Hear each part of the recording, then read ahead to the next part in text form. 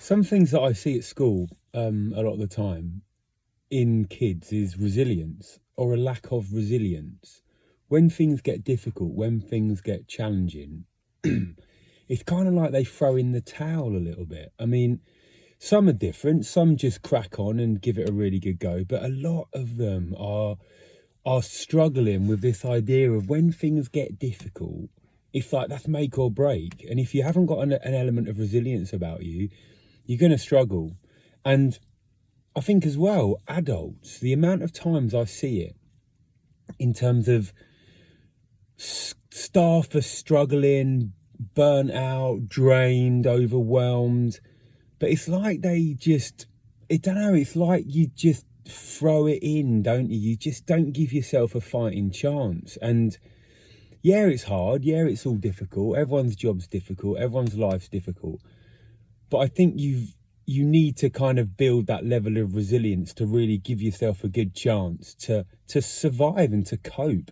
And I think a lot of people can cope well if they've got really good habits in place. And that's the link, isn't it? You can improve your resilience, you can build your resilience to challenging situations, but you've got to put in the habits, you've got to develop these habits. And that doesn't take that's a drawn out process. That doesn't happen overnight. And if you're lucky enough to be someone who has adopted habits for the most part of your life, they're going to help you. They're going to help you along the way. But if you're somebody who hasn't yet built those habits, then all is not lost, because it doesn't take a lot to pick up a few little habits along the way if you really know what your end goal is.